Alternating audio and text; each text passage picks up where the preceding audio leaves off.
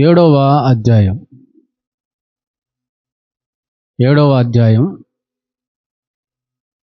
6వ వచనాన్ని చదవండి. అందుకు ఆయన యేసుక్రీస్తు వారు చెప్తున్నాడు. ఏమని చెప్తున్నాడంటే, ఈ ప్రజలు దేంతో పెదవులతో నన్ను ఘనపరుచుదురు గాని వారి హృదయము నాకు దూరముగా ఉన్నది. ఏమండి, చిన్ననాటి నుండి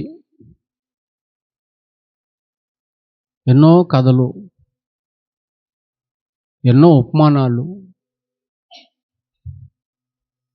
మనం వినేసున్నాం.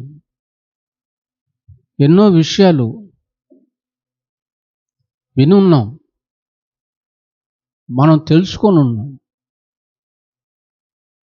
తెలిసినా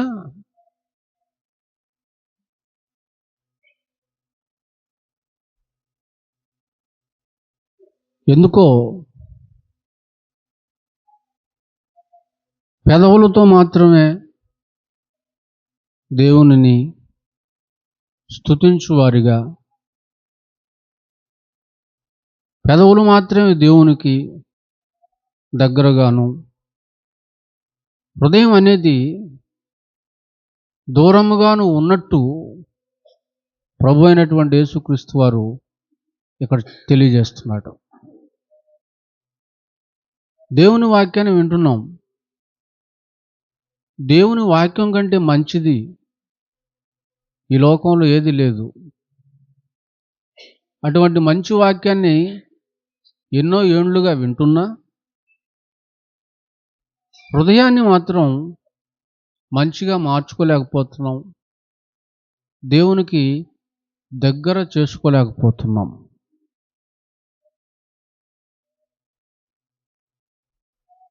దానికి బదులుగా అది చేయకపోగా, అది జరగకపోగా, హృదయము ఈ మంచి మాటలకు, మంచి విషయాలకు, ఈ మంచి దేవునికి దగ్గర కావాల్సింది పోయి ఇంకా దూరమైపోతున్నట్టుగా యేసుక్రీస్తు వారి మాటల్లో మనకి కనపడతా ఉంది. మంచి అనేది మనిషి యొక్క పెదవులకు మాత్రమే పరిమితం అయిపోయింది. పెదవులతో మంచి మాటలు మాట్లాడుతున్నాడు, భక్తి మాటలు మాట్లాడుతున్నారు, నీతి మాటలు మాట్లాడుతున్నారు. కానీ హృదయము పెదవుల మీదకి మంచి మాటలు వచ్చాయి, కానీ హృదయంలోనికి మాత్రం చెడు వచ్చేసింది.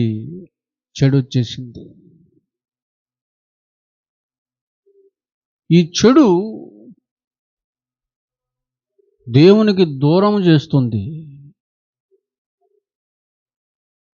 దేవునికి మనిషికి గ్యాప్, దూరం ఏర్పడటానికి గల కారణం చెడు.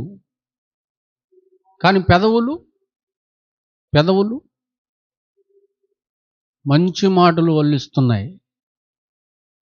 నీతి వాక్యాలను వల్లిస్తున్నాయి. కానీ హృదయం దూరంగా ఉందంటే హృదయంలో మంచి అన్నది లేదు. పెదవుల మీద ఉన్న మంచి, పెదవుల మీద ఉన్న భక్తి, స్తుతి ఎందులో లేదట? హృదయములో లేదట. హృదయము చాలా దూరముగా ఉన్నదట. ఎప్పుడైతే ఈ చెడు అన్నది హృదయంలో ప్రవేశిస్తుందో ఆ వ్యక్తి భౌతికంగా దేవునికి దగ్గరగా ఉన్నట్టు కనిపిస్తాడు, కానీ స్పిరిచువల్, ఆత్మీయంగా దేవునికి చాలా దూరస్తుడు అని యేసుక్రీస్తు వారి మాటలను బట్టి తేలిపోతుంది ఇక్కడ. ఇక అలా దేవునికి దూరమైనటువంటి వ్యక్తి ఏమని చెప్పాలి ఆ వ్యక్తిని అంటే, ఒంటరివాడు అని చెప్పాలి. ఒంటరివాడు. హృదయంలో చెడున్నటువంటి వ్యక్తితో దేవుడు సావాసం చేయడు.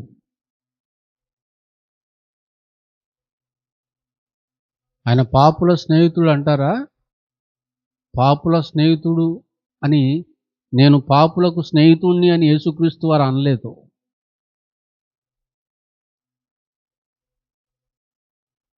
నేను పాపులకు స్నేహితుణ్ణి అని ఆయన అనలేదు.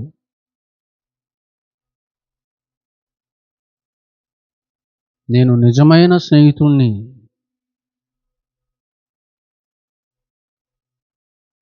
నేను మంచి కాపరిని.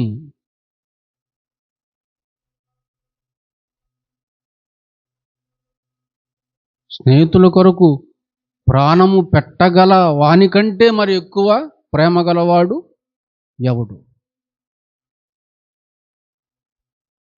కనుక ఆయన పాపిని ప్రేమిస్తాడు, ఆదరిస్తాడు, బాగు చేయాలని ప్రయత్నిస్తాడు. పాపం అంటే ఆయనకు గిట్టదు. జక్కయ్య ఎందుకు నా ఇంటిలోనికి నీవు వచ్చుటకు నేను పాత్రుడను కాను, యోగ్యుడను కానని ఎందుకన్నాడు? ఈయన పరిశుద్ధుడు, ఆయన పాపి. అందుకనే మొదట ఆ పాపాన్ని విడిచిపెట్టాడు, తర్వాతే పరిశుద్ధుని ఆహ్వానించాడు. జక్కయ్య చేసుకున్న తీర్మానం తర్వాతనే ఈ ఇంటికి రక్షణ వచ్చింది అన్న ప్రకటన యేసు నోట నుండి జారీ చేయబడింది.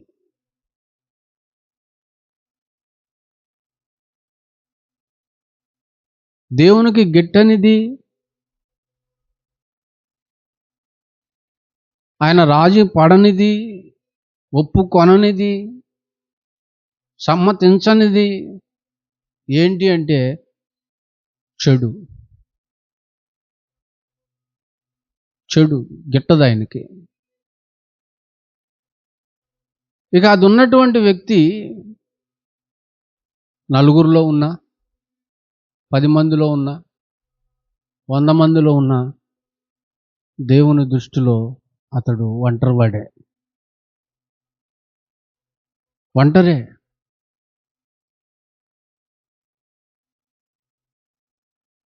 అతడికి ఇమ్మడలేడు, దేవుని సన్నిధిలో నిలబడలేరు. ఎందరూ ఉన్నా ఒంటరినే అన్నట్టుగా తన పరిస్థితి ఉంటుంది. అర్థమైందండి? ఇక యూనిటీ అనేది ఉండదు. ప్రేమ, సంతోషం, సమాధానం ఇవి ఉంటే యూనిటీ ఉంటుంది. కానీ హృదయంలో చెడు ఉన్నప్పుడు ఆ చెడు దేవునికి దూరం చేస్తుంది. అలా దూరం అయినటువంటి వ్యక్తిలో కరువయ్యేవి ఇవే. ఇవి లేనప్పుడు ఒక యూనిటీ అనేది ఉండదు. ప్రజెంట్ మనిషి బ్రతుకు అలాగే ఉంది. యూనిటీ లేదు, ఐక్యత లేదు, ఐకమత్యం లేదు.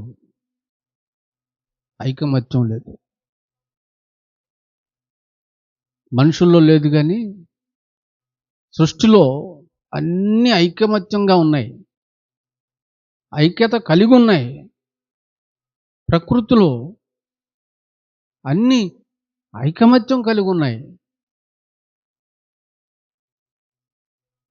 చూడండి, ఒక ద్రాక్ష పండ్లు చూసారా? గెలలు ఎన్ని ఉంటాయండి? ఎన్ని ఉంటాయి? ద్రాక్షకాయలు ఎన్ని ఉంటాయి? ఒక దానిమ్మ పండు చూడండి, దాంట్లో గింజలు ఎలా ఉంటాయి? విడివిడిగా ఉంటాయా? ఒకదానికొకటి అతుకబడి ఉంటాయా? ఈ గోడ చూడండి, ఎన్ని ఇటుకరాళ్ళు ఒకదాని మీద ఒకటి, ఒకదాని మీద ఒకటి, ఒకదాని మీద ఒకటి, అన్ని కలిస్తేనే గోడ అయింది, ఇల్లు అయింది. కనుక సృష్టిలో ఏముందంటే ఐక్యత. కొన్ని ఐకమత్యం కలిగి ఉంటాయి.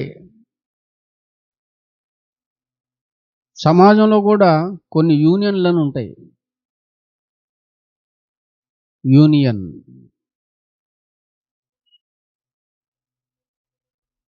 ముఠా యూనియన్, డ్రైవర్ల యూనియన్, కంపెనీలో వర్కర్స్ ఉంటారు కదా, వాళ్ళకి యూనియన్ లీడరు.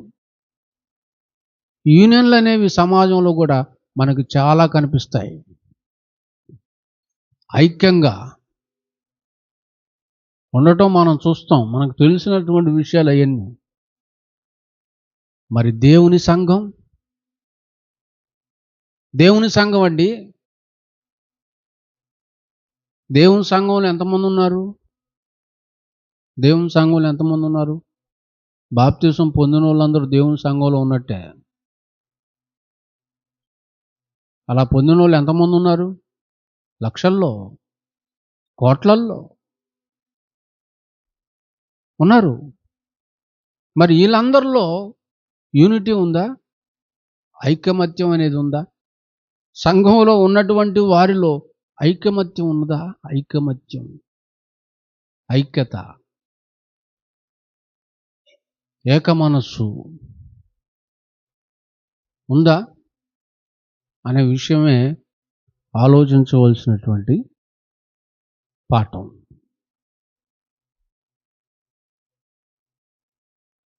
సృష్టిలో ఉంది, సమాజంలో ఉంది, లోకపరంగా. మరి దేవుని కుటుంబంలో, దేవుని సంఘంలో ఈ ఐకమత్యం అనేది ఉన్నదా?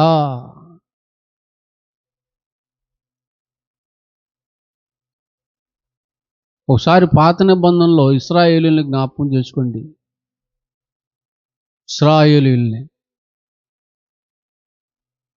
ఇశ్రాయేలీయుల్లో కనిపించేది ఏంటంటే ఐక్యత. ఐక్యత కనపడుతుంది వాళ్ళల్లో. ఎంతమంది వాళ్ళు? లక్షల మంది. లక్షల మంది ఇశ్రాయేలు ప్రజలకి నాయకులు ఎంతమంది? ఎంతమంది నాయకులు? నాయకుడు ఒక్కడే, ఆయన పేరే ఎవరైనా? మోషే.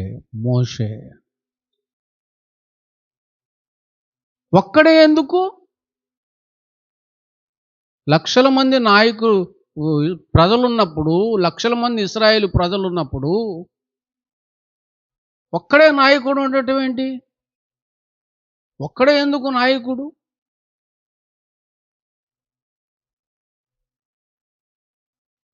ఇప్పుడు సభలకు వెళ్ళొచ్చాం, నాయకులు ఎంతమంది ఆడ?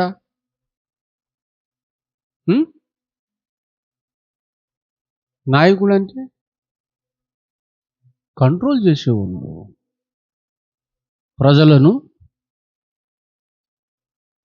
క్రమశిక్షణలో ఉంచేవారు, క్రమబద్ధంగా నడిపేవారు,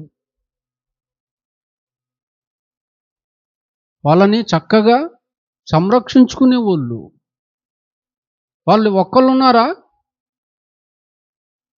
ఒక్కళ్ళున్నారండి? సంఘానికి ఒక నాయకుడు. అక్కడికి వెళ్తే ఎంతమంది నాయకులు మైకులు పట్టుకుని తిరుగుతున్నారా? ఎందుకు? వచ్చింది ఎంతమంది? ఎన్ని వేల మంది? 12,000 మంది. 12,000 మంది కోసం ఎంతమంది పనిచేశారు? ఇక్కడ 6 లక్షల మంది కోసం ఎంతమంది పనిచేస్తున్నారు? ఒక్కడు. 12,000 మందికి ఇంతమంది ఏంటి? 6 లక్షల మందికి ఒకడేంటి?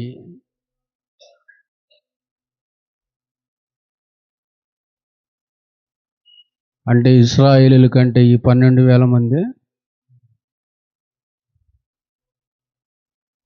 6 లక్షల మంది ఇశ్రాయేలీయుల్ని ఒక్కడు చేయగలిగాడు. 12,000 మందిని కంట్రోల్ చేయడానికి ఎందరో. కారణం ఏంటి?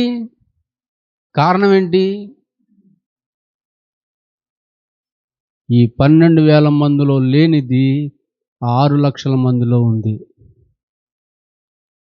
అదే యూనిటీ, ఐక్యత. ఏమంటారు దాన్ని? ఐకమత్యం.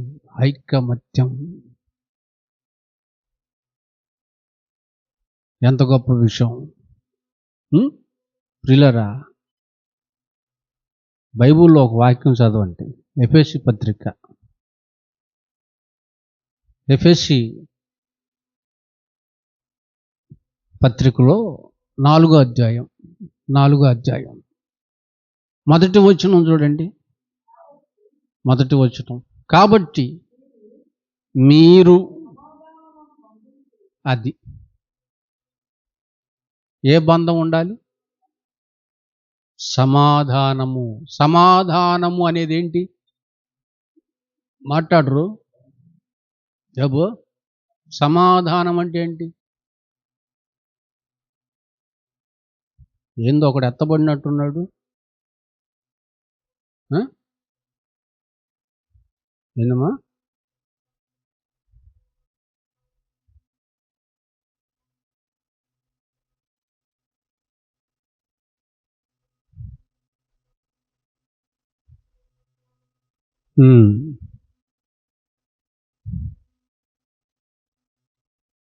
చెప్పండి. సమాధానం అంటే ఏంటి?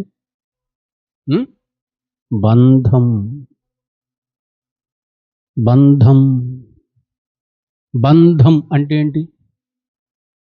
రివర్స్ చేశాను అంతే.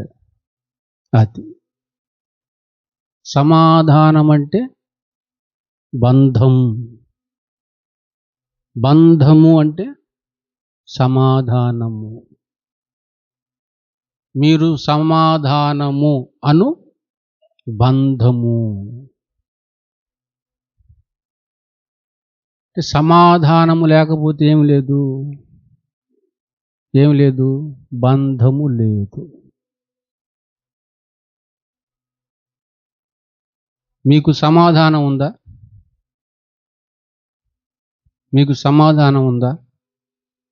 అయితే బంధము ఉన్నట్టే. మీకు సమాధానము లేదా? అయితే బంధము లేనట్టే. బంధం ఉందంటే సమాధానం ఉన్నట్టే, బంధం లేదంటే సమాధానం లేనట్టే. సమాధానం ఉంటే అది ఉన్నట్టే, సమాధానం లేకపోతే అది లేనట్టే.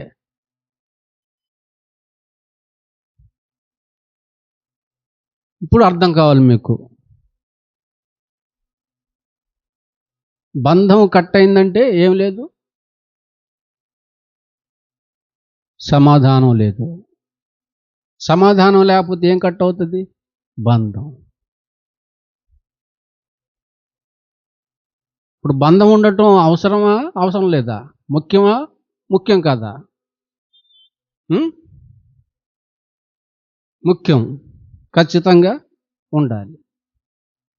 అది ఉండాలంటే మీరు దేన్ని కాపాడుకోవాలి? దేన్ని కాపాడాలి? ఎలా కాపాడాలి? కంటి రెప్పు వలె, కంటి పాపు వలె. ఏదైనా దెబ్బతినొచ్చు, కానీ సంఘంలో అనగా కుటుంబంలో సమాధానము దెబ్బతినకూడదు. బంధాన్ని తెంపేది, బంధాన్ని కలిపేది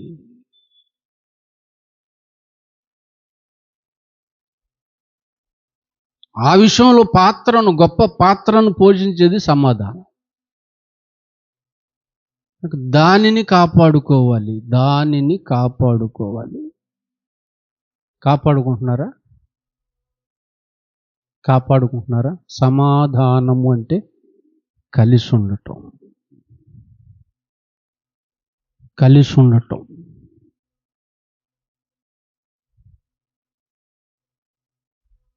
ఈ గుప్పిలు ఇట్ట బిగిస్తే ఎంత స్ట్రాంగ్ ఉంటుందో తెలుసా? కలిసి ఉండటం. మనుషులు కలిసి ఉండటం కాదు, మనసులు కలిసి ఉండటం.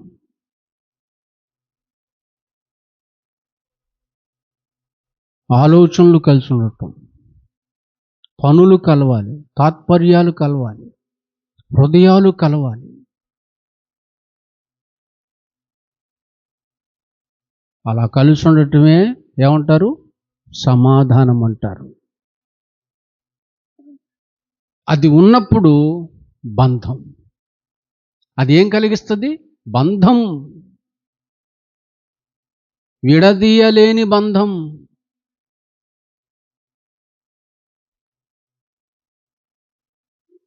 దేనివల్ల, ఎవరి వల్ల కానిది, విడదీయలేనిది. దేనివల్ల కాదు, ఎవరి వల్ల కాదు. మీరు సమాధానమును బంధము చేత ఆత్మ కలిగించు చదవండి. ఐక్యతను కాపాడుకున్నట్టు ఏంటంటే, మీరు సమాధానము అనే బంధం కలిగి ఉంటే,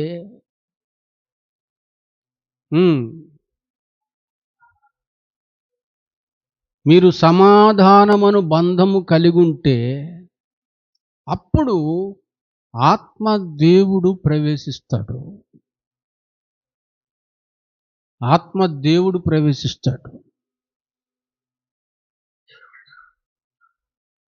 ప్రవేశించి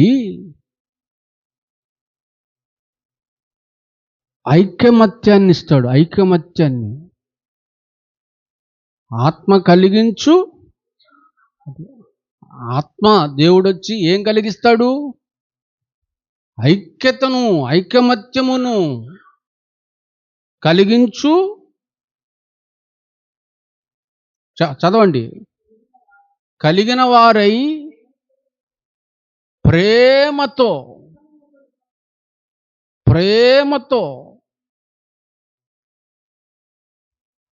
ఒకనిని ఒకడు సహించుచు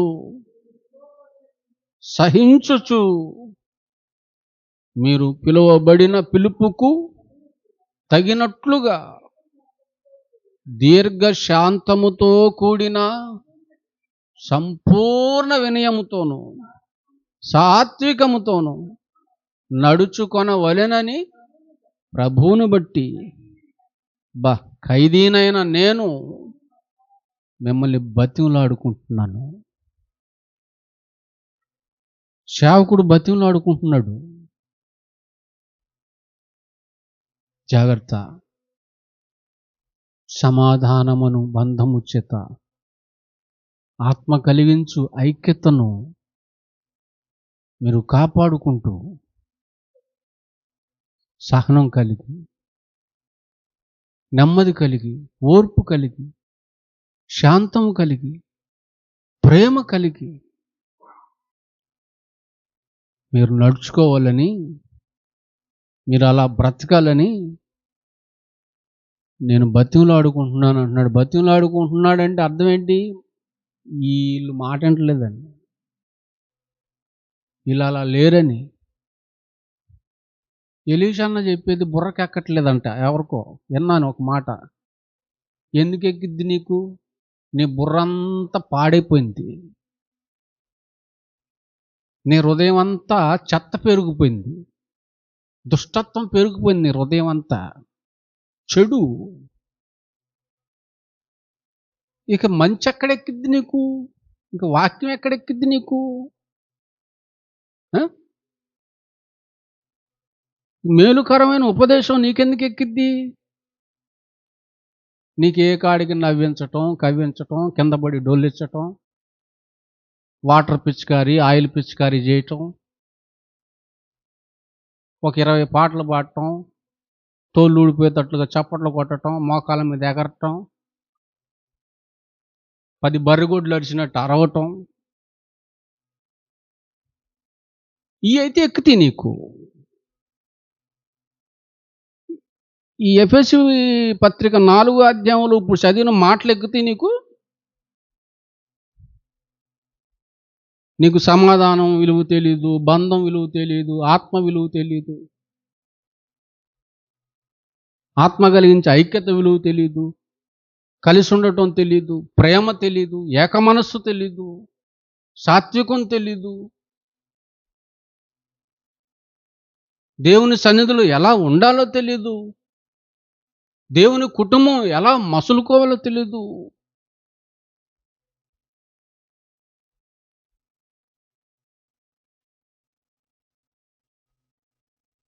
ఒంటరి వాళ్ళు అయిపోతారు అంతే. ఒంటరి. ఎవరు ఒంటరి? దేవుడు లేనివారు ఒంటరి. నువ్వు దేవుని సన్నిధిలోనే ఉన్నా దేవుడు నీతో లేడు. నువ్వు ఇక్కడే ఉన్నావు కానీ దేవుడు లేడు నీతో.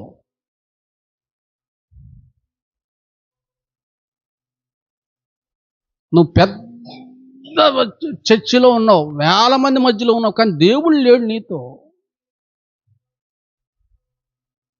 ఎందుకు? ఆయన కలిగించేదేది నీలో? ఆయన కలిగించేదేది?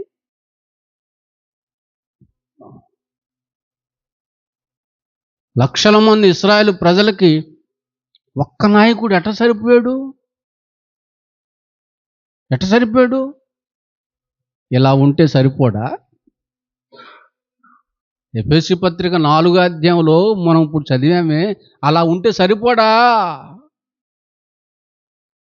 లక్షల మందికి ఏంది, కోట్ల మందికైనా ఒక్క నాయకుడు సరిపోతాడు.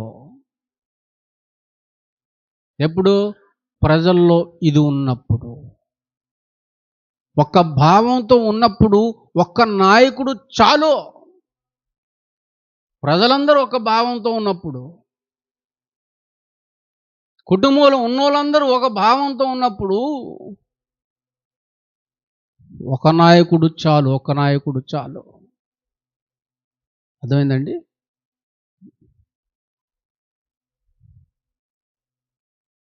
ప్రకృతిని చూడండి, అన్నీ ఒక్కలాగే ఉంటాయి, అన్నీ ఒకటిగానే ఉండి పనిచేస్తాయి. ఎప్పుడు పోట్లాట్లు ఉండవు ప్రకృతిలో.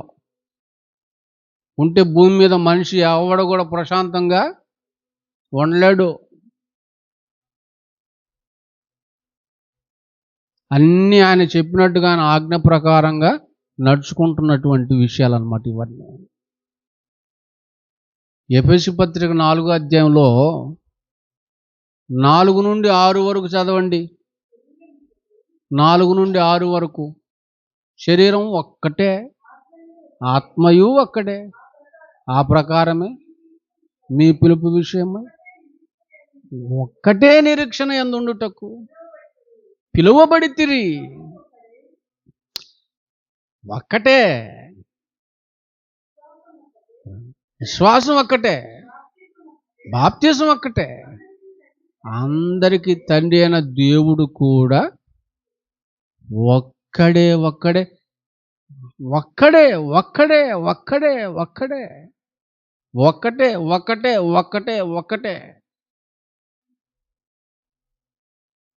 మరి మనం ఒకటిగా ఉన్నామా? ఎంతమంది ఉన్నా ఒకటిగా ఉన్నామా? ఎవరికి వారుగా ఉన్నామా? ప్రకృతిని పెట్టి ఎన్నో పాఠాలు చెప్పాడు ఆయన. నేల, భూమి, ఆహారం, సూర్యచంద్రులు అన్నీ ఐక్యంగానే ఉన్నాయి, ఒకటిగానే ఉన్నాయి. కానీ సంఘంలో ఏమండి, సంఘంలో ఆ ప్రకృతిలో ఉన్నది కనపడుతుందా? ఏముంది ప్రకృతిలో? ఐకమత్యం సంఘంలో ఉందా? అవెందుకు దెబ్బతినలేదు? ఇదెందుకు దెబ్బతినింది?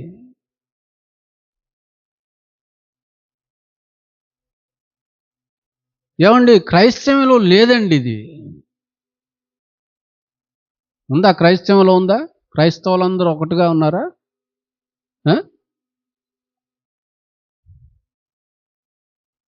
ఒకటిగా లేరు. ఒక చర్చి వాళ్ళంటే మరొక చర్చి వాళ్ళకి పడదు. ఒక సేవకుడు అంటే మరొక సేవకుడికి పడదు.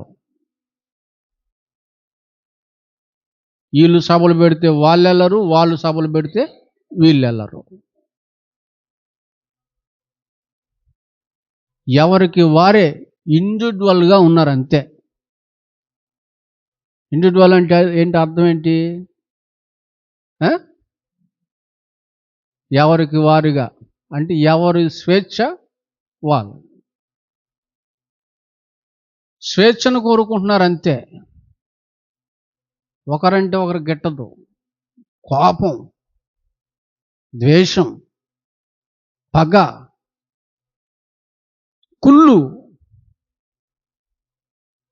కుళ్ళండి, వారవలేని తనం. అంటే దెబ్బతినిందా? ఏం దెబ్బతినింది? ఐకమత్యం దెబ్బతినింది. దేవుని పిల్లలలో ఉండవలసినటువంటి లక్షణాలు లేవండి. అలా లేనందునే ఒకటిగా ఉన్న వారిని చెప్తున్నాడు, ఆత్మ ఒక్కడే. మరి మీరు ఆత్మను పొందిన మీరు తర్వాత ఏమన్నాడు? ఆత్మ ఒక్కడే, ప్రభువు ఒక్కడే. ఇవి వదిలేశారు. ఇవి వదిలేసి దేని మీద పడ్డారు? వరాల మీద పడ్డారు. వరాల మీద. ఏ వరాలు? ఆత్మవరాలు, కృపావరాలు, స్వస్థత వరాలు. ఇంకా చెప్పు, ఎన్ని వరాలు ఉన్నాయి మొత్తం? తెలీదా? ఎన్ని వరాలు ఉన్నాయి తెలీదా? 9 వరాలు. 9 వరాలు. ఆ 9 వరాలు ఏంటో తెలుసా? ఆత్మఫలాలు తెలుసు 9. మరి 9 ఆత్మ వరాలు, కృపా వరాలు, పరిశుద్ధాత్మ వరాలు తెలుసా? తెలియదు కానీ పరిగెత్తారు క్రైస్తవులు, అంతేగా. కృపావరములు కలిగిన దైవజనుడు అనగానే పరిగెత్తారు. అసలు కృపావరాలంటే ఏంటి? అవన్నీ ఎందుకు ఇచ్చాడు? ఎప్పటి నుంచి ఎప్పటి వరకు ఉన్నాయి? ఇప్పుడు ఉన్నాయా లేవా? వాటి వల్ల ఉపయోగాలేంటి? ఇవేవి తెలీదు. ఒకసారి చదువుకోండి వరాలు. కొరింథీయులకు రాసిన పత్రిక,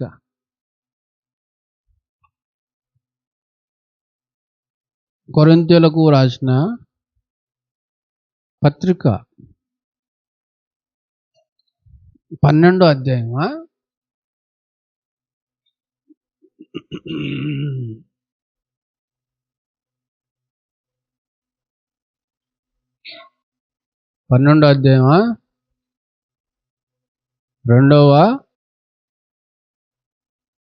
రెండవ పత్రిక, మొదటి పత్రిక.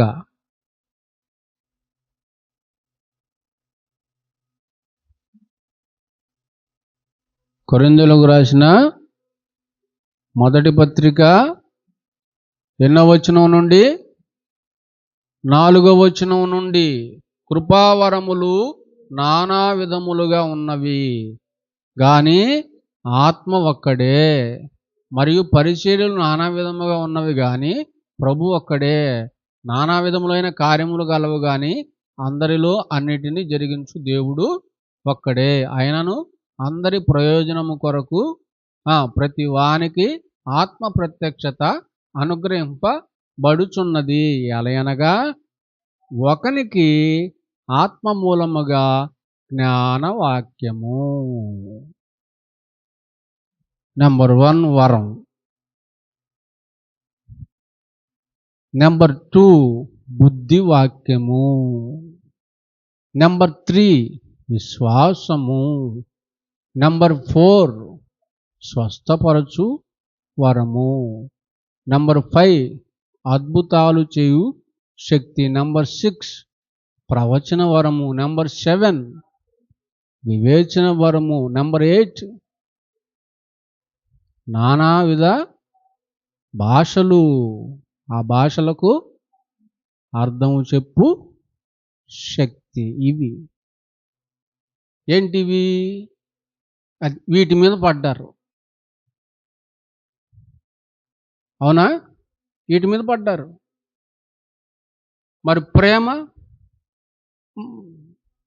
సంతోషం, సమాధానం, ఐక్యత, బంధం, వీటన్నిటిని వదిలేశారు. ఈ మొత్తం వదిలేశారు. కనుక మనం నేర్చుకోవాల్సినవి ఏంటి? వేటినైతే బొత్తిగా పక్కన పెట్టేశారో, బొత్తిగా తిరస్కరించారో, తీసి పారేశారో, అవే మనకు కావాల్సినవి. ఎందుకంటే అవే మనల్ని పరలోకానికి చేర్చేవి. అవే ఈ లోకానికి మన ద్వారా క్రీస్తుని చూపించేవి, దేవునిలో నడిపించేవి. అర్థమైందా పిల్లలారా? అది ఇవి వదిలేశారు, వరాల మీద పడ్డారు. ప్రార్థనలు చూడండి, వరాల కొరకే ప్రార్థనలో. ఆ వరము దయచేయము, ఈ వరము దయచేయము. ఎందుకు?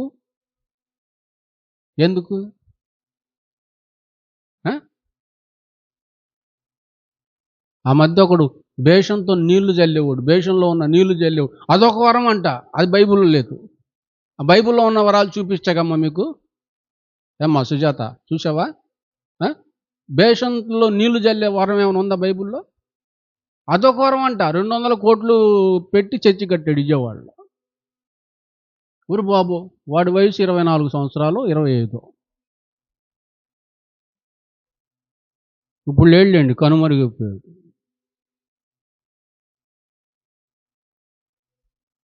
కనుక వరాల మీద పడ్డారు. ప్రార్థనలు కూడా వరాల మీదే. వరములతో నింపుము. నింపితే ఏం చేస్తా? పిస్కారీలు చేసుకుంటూ బతుకుతావు, కోట్లకు పడగలెత్తుతావు. వాటి కోసం ఏం చేస్తున్నారు? ప్రార్థనలు. వరాల కొరకే ప్రార్థనలు తప్ప మరి ఫలాల కొరకు ఏం లేవా? ఫలాల కొరకు ఏం చేయరా? ఫలాల కొరకు? దేవుడు వరాల కోసమే చెప్పాడు బైబిల్ మొత్తం.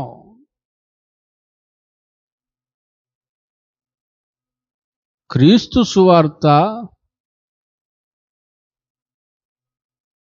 ప్రపంచమంతా వ్యాప్తి చెందటానికి, ఆయన దేవుని కుమారుడని నమ్మటానికి, ఆయనందు విశ్వాసం ఉంచినటువంటి వ్యక్తికి ఎటువంటి మేలు జరుగుతాయనగా పాపం పోగొట్టుకోవటం, పరలోకానికి అర్హత పొందటం, మరణించి మరలా తిరిగి లేవటం, ఇటువంటి భాగ్యం కలుగుతుందని నమ్మటానికి, ప్రజలు నమ్మటానికి జరిగినవే ఈ అద్భుతాలు. అందుకొరకు ఇచ్చినవే ఈ వరాలు. ఆయన అనుకున్నది జరిగిపోయిన తర్వాత సువార్త అంతటా ప్రకటించబడిన తర్వాత ఇక వీటితో పని ఉండదు, వీటితో అవసరం లేదు. ఇక ఆ విషయాలు తెలుసుకోకుండా ఇంకా వరాల మీదనే పడ్డారు, వరాలనే పట్టుకుంటున్నారు తప్ప పట్టుకోవలసినటువంటి వాటిని దేవుడు ఇంకా అనేకం చెప్పినటువంటి విషయాలను వదిలేశారు. ఆయన ఏం చెప్పలేదా? ఎన్ని చెప్పాడు. చూడండి, ఆ ఎఫెసీ పత్రికలోనే 5వ అధ్యాయం, ఎఫెసీలకు రాసిన పత్రికలో 5వ అధ్యాయము 22 నుండి చదవండి. 22 నుండి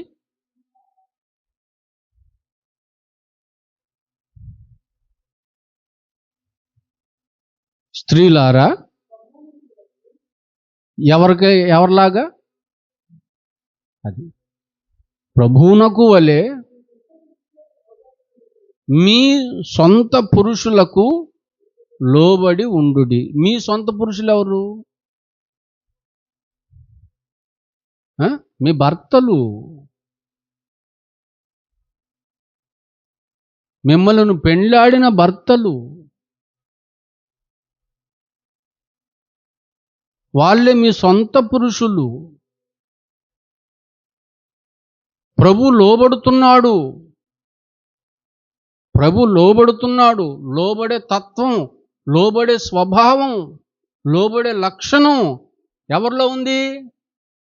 ప్రభువులో ఉంది. గనక స్త్రీలారా, ఆ ప్రభుని కలిగిన స్త్రీలారా, ఆ ప్రభుని బాప్తిసం ద్వారా ధరించుకున్న స్త్రీలారా, మీరు కూడా మీ సొంత పురుషులకు లోబడి ఉండుడి. లోబడుతున్నారా? ఇప్పుడు వరాన్ని బట్టి పరలోకం వెళ్తావా? ఈ లోబడే దానిని బట్టి పరలోకం వెళ్తావా? వరం కలిగినోడు తను తాను హెచ్చించుకుంటాడు తప్ప లోబడ్డం. వరాలు లేవు ఇప్పుడు. కనుక ఇప్పుడు నువ్వు పక్కన పెట్టాల్సింది వరాలను. సోదరులారా, సేవకులారా, నామకార్థంగా బతుకుతున్న క్రైస్తవులు తెలుసుకోవాల్సి, వరాలను పక్కన పెట్టాలి, వీటిని చేపట్టాలి. లోబడుతున్నారా?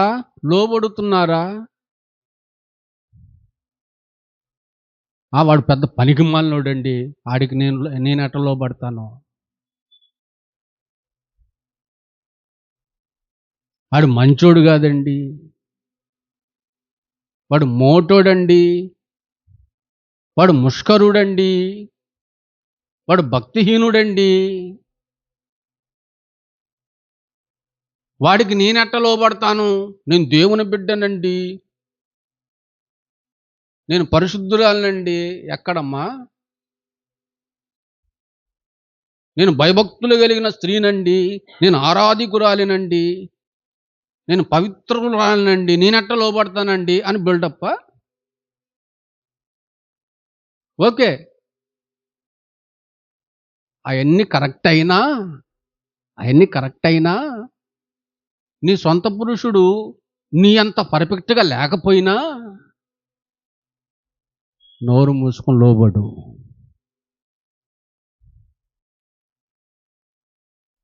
లోబడు. ఎందుకు లోబడాలి? ఆయన లోబడ్డాడుగా, ఆయన కంటే ఎక్కువ నువ్వు. ఎవరికి లోబడ్డాడు ఆయన? కొట్టేవారికి.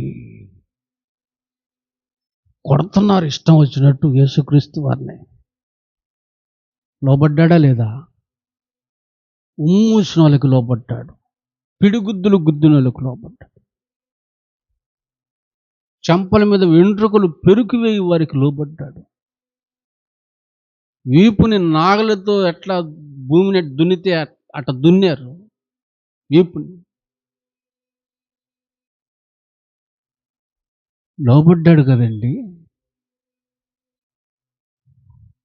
చంపే వాళ్ళకి లోబడ్డాడు కదండి. అనీతిమంతులకి, క్రూరులకి, పనికి మాలినోళ్ళకి, శాపగ్రస్తులకు లోబడ్డాడండి ఆయన. మంచోడు కదా, మంచోడు, నీతిమంతుడు, నిష్కల్మషుడు, పరిశుద్ధుడు, ఏ కపటము, ఏ పాపము, ఏ దోషము, ఏ అతిక్రమము లేనివాడు, చేయనివాడు.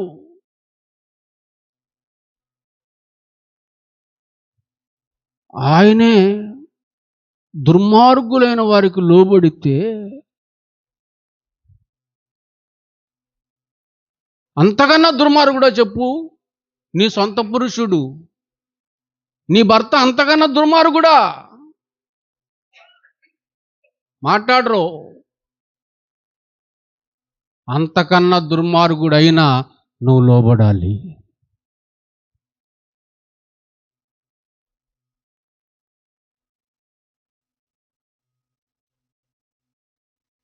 ఇది నిన్ను పరలోకానికి తీసుకెళ్ళేది.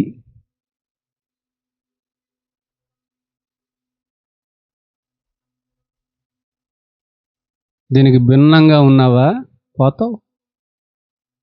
నీకు టైం దగ్గర పడింది, నీకు కౌంట్ డౌన్ స్టార్ట్ అయింది. ఈ రోజు నుంచి లెక్క పెట్టుకో రోజులు.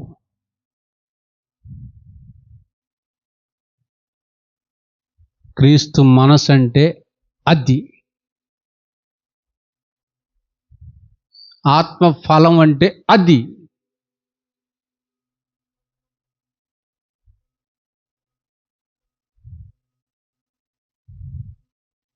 ఇప్పుడు మాకు ఆ వరాలు ఉన్నాయి, ఈ వరాలు ఉన్నాయని ఎగురుతున్నారే, అది భ్రష్టాత్మ.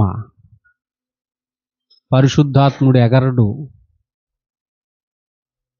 ఎగురుతున్నారంటే భ్రష్టాత్మ బట్టి ఎగురుతున్నారు.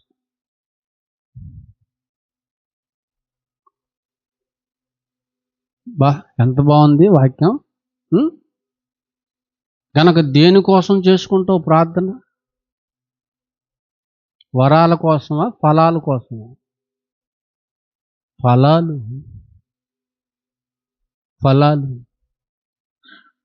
మోకాల కంట కాయలు కాసినాయి అంట. కోసుకు తినటానికి పనికొస్తాయా? లత కడుకొచ్చుకో. కోసుకు తినటానికి పనికొస్తాయా? ఎయ్యి. మోకాళ్ళకి కాసినాయి అంటే ఏంటయ్యి? కాయలట. కాయలు దేనికి కాయాలా? దేనికి? ఆత్మకు. మోకాళ్ళ ఫలాలని ఉందా బైబిల్లో? ఆత్మ ఫలాలని ఉందా? ఫలాలంటే ఏంటి? కాసేయి. ఇప్పుడు దేనికి గాయాలా? ఆత్మకా, మోకాళ్ళకా? చూడండి పాస్టర్ గారు నా గిలకలు, చూడండి పాస్టర్ గారు నా మోకలే. చూసేమనుకోవాలి ఇప్పుడు నేను? బైబిల్ తెలియని అమాయకులైతే అమ్మో ఎంత గొప్ప భక్తులో అనుకుంటారు. నేను అనుకోను. అబ్బా వీళ్ళు ఎంత తెంగరోళ్ళో అర్థమైపోద్ది నాకు. బైబిల్ తెలియని వాళ్ళు మోకాళ్ళు చూసి భక్తులు అనుకుంటారు. బైబిల్ తెలిసినోడు మోకాలు చూసి వీళ్ళు వీళ్ళకంటే తెంగరోళ్ళు మరొకరు లేరు అనుకుంటారు. నాతో పెట్టుకోకండి. రోజుకి 5 గంటలు ఉంటా మోకాల మీద నేను. నాకంటే మోకాలకి ఎక్కువ కాయలు కాసినోడు లేడు. 5 గంటలు నా నోట నుండి వచ్చేది ఒకటే, స్తుతి. 5 గంటలు కొట్టేవాడిని సుత్తి దేవునికి. ఆయనకి తలకాయ నొప్పి వచ్చేసి మేఘాలతో కప్పేసుకునేవాడు.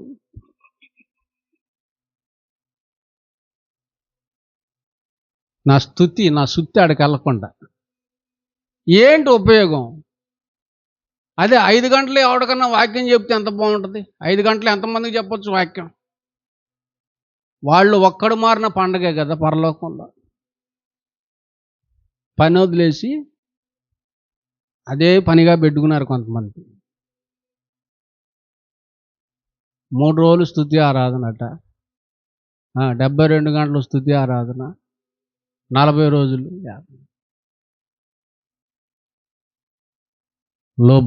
లోబడే తత్వం, క్రీస్తు తత్వం. యేసుక్రీస్తు వారిని దేవుడు మెచ్చుకోవడానికి, పరలోకానికి చేర్చుకోవడానికి ప్రధాన కారణం ఏంటో తెలుసా? లోబడటం.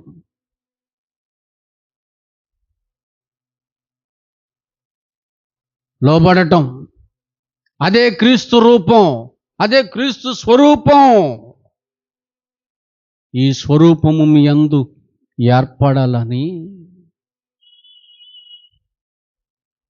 నేను ప్రసవ వేదన పడుతున్నాను. మరలా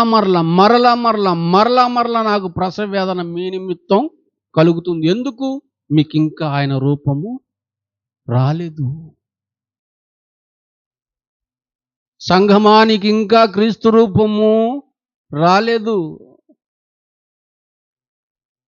అందుకే క్రీస్తు మనసెరిగిన సేవకుడు ప్రసవ వేదన పడుతుంటాడు, వాడిని ఆడిపోసుకుంటారు. రేపు జారిపోవాలి కదా మరి మంటల్లోకి. చదవండి. ఈ ప్రేమ సంఘంలో ఉండాలి.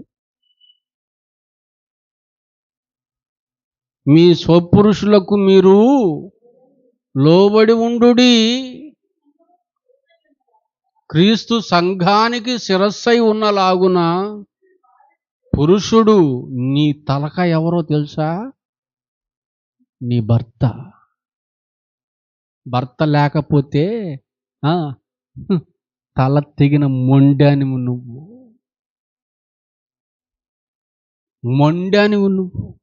భర్త లేకపోతే నువ్వు మొండానికి ఎక్కడ విలువ ఉండదు. మొండం ఫైల్ అట్టుకొని ఆఫీస్కి వెళ్ళింది అనుకో, ఎట్టుంటుంది? నాకు ఉద్యోగం ఏంటని మొండం ఫైల్ అట్టుకొని వెళ్ళింది ఎక్కడికి? ఆఫీస్కి. మార్కెట్కి వెళ్ళింది, కూరగాయలకి, షాపింగ్కి వెళ్ళింది, రోడ్డు మీదకి వెళ్ళింది, ఎట్టుంటుంది?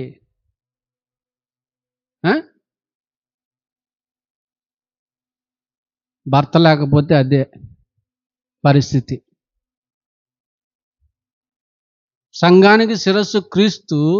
భార్య, నీకు శిరస్సు నీ భర్త, నీ పురుషుడు. క్రీస్తే శరీరమునకు రక్షకుడై ఉన్నాడు. సంఘము క్రీస్తునకు లోబడి ఉన్నట్టుగా, సంఘం ఎవరికి లోబడి ఉంది?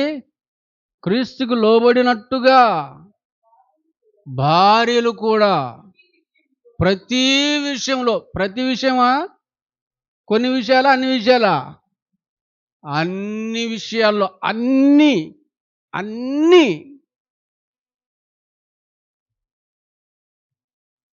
ఏ ఒక్కటి మిస్ అవటానికి లేదు. అన్ని విషయాల్లో అన్నీ. ఆ విషయంలో లోబడతాను, ఈ విషయంలో లోబడను, నథింగ్. అన్ని విషయాల్లో. కొన్నిట్లో లోబడటం కాదు, కొన్నిట్లో తిరగబడటం కాదు. అసలు నీ తలకాయ పని చేయకూడదు. నీకు తలకాయ ఎవరు? పురుషుడు కదా. ఇక అతని తలే పని చేయాలి. అతని ఆలోచనల ప్రకారంగానే శరీరం నడవాలి. శరీరంలో అవయవాలన్నీ ఎవరి గైడెన్స్లో వెళ్తాయి? ఎవరి గైడెన్స్లో? తల గైడెన్స్లో. ఇప్పుడు నీకు తల నీ భర్త అయినప్పుడు నువ్వు ఎవరి గైడెన్స్లో వెళ్ళాలి? ఎవరి అడుగు జాడల్లో వెళ్ళాలి? ఎవరి ఆలోచనల ప్రకారంగా వెళ్ళాలి?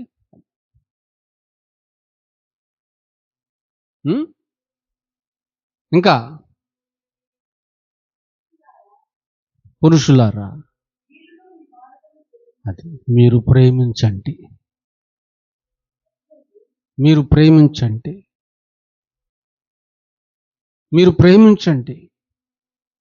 మీరు క్రీస్తు లోబడినట్లు లోబడండి. పురుషులారా మీరైతే క్రీస్తు ప్రేమించినట్లుగా ప్రేమించండి. అటువలే క్రీస్తు కూడా సంఘాన్ని ప్రేమించి, కలంకాలున్నా, ముడతలున్నా, మచ్చలున్నా, డాగులున్నా, అట్టిది మరి ఏది ఉన్నా అనుకుంటే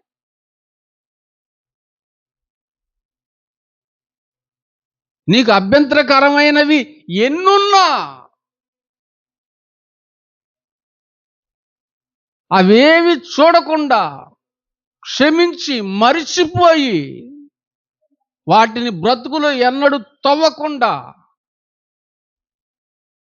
పరిశుద్ధమైన దానిగా, నిర్దోషమైన దానిగా, మహిమ కలిగినటువంటి సంఘంగా ఆయన తన ఎదుట దానిని నిలబెట్టుకోవాలని. ఏంటండి ఆ ప్రేమ?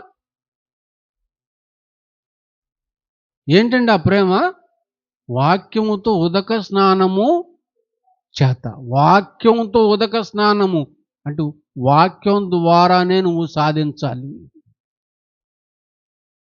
వాక్యం ద్వారానే నువ్వు మార్చుకోవాలి. వాక్యం ద్వారానే నువ్వు బాగు చేసుకోవాలి. వాక్యం వాక్యం వాక్యం వాక్యం వాక్యంలో నలగొట్టు, క్రీస్తు రూపానికి వచ్చేస్తారు.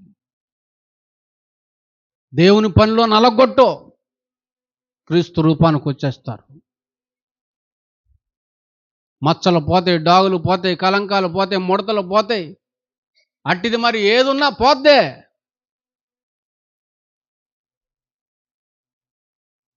వాక్యంతోనే సాధ్యం అది. ఇక దేనితో సాధ్యం కాదు.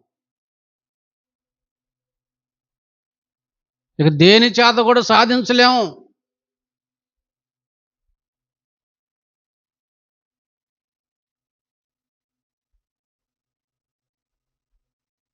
వాక్యమే నన్ను సాధించింది. వాక్యంతోనే నేను చాలామందిని సాధించుకున్నాను. ఇక్కడున్న మీరందరూ క్రైస్తవులుగా, దేవుని పిల్లలుగా మారటానికి కారణం వాక్యం. వాక్యం. జక్కయ్యను మార్చిందేంటి? సమరయ స్త్రీని మార్చిందేంటి? రాహాబును మార్చిందేంటి? కోట్ల మంది క్రైస్తవులు వాళ్ళందరినీ క్రైస్తవులుగా చేసిందేంటి? వాక్యం. దాంట్లో ఉదక స్నానం ద్వారా మాత్రమే అది దేవుని ఎదుట పరిశుద్ధంగా, నిర్దోషంగా నిలబడుతుంది. దానికోసం యేసుక్రీస్తు వారు తన్ను తాను అప్పగించుకున్నాడు. చచ్చిపోయాడు. నువ్వు ఎంతగా ప్రేమించాలంటే చచ్చే అంత ప్రేమ ఉండాలి భర్తలో. భార్య కోసం, బిడ్డల కోసం, వీటన్నిటికంటే ముఖ్యంగా దేవుని కోసం, సహోదరుల కోసం ప్రాణము పెట్టేంత ప్రేమ. అది క్రీస్తు యొక్క ప్రేమ. ఈ ప్రేమ కనిపించాలి సంఘంలో. ఈ ప్రేమ కనిపించాలి కుటుంబంలో. ఇది కనిపించనందునే ప్రాబ్లమ్స్, సమస్యలు, కొని తెచ్చుకుంటున్న సమస్యలు. అపవాదిని ఆహ్వానించి తన్నిచ్చుకుంటున్నావు.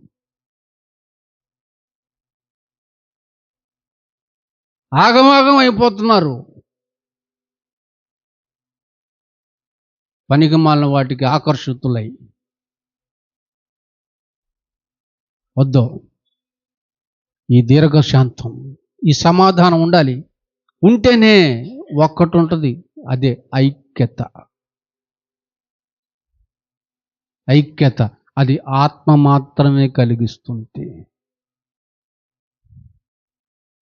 పరిశుద్ధాత్ముడు మాత్రమే దానిని కలిగించగలుగుతాడు.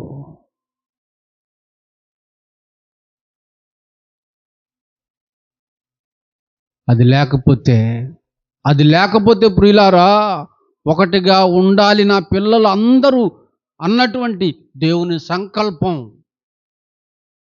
సంకల్పం దెబ్బతింటుంది. దానికి మీరు గండి కొట్టిన వారు అవుతారు. గనక జాగ్రత్త సుమి అని దేవుడు హెచ్చరిస్తున్నాడు.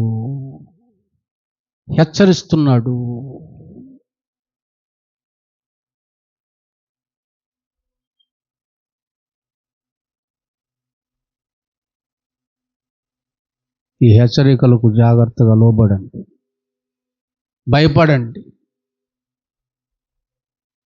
సరిచేసుకోండి. చావకు ముందే పశ్చాత్తాపడి మారండి. ఎప్పుడు చస్తారో తెలీదు. ఇక్కడ ఉండగానే పశ్చాత్తాపడి మారు మనసు పొంది ఆత్మ ఫలాలను సంపాదించుకోండి, కాపాడుకోండి, కలిగి బ్రతకండి. దేవుని కృప మీకు తోడుగా ఉంటుంది. కళ్ళు మూసుకోండి, ప్రార్థన చేద్దాం. చాలా విషయాలు ఉన్నాయి, ముందున్న రోజుల్లో మాట్లాడుకుందాం. ప్రార్థన చేసుకోండి, కళ్ళు మూసుకోండి, ప్రార్థన చేసుకోండి. మోకాళ్ళు ఏంట్రా పిల్లలు?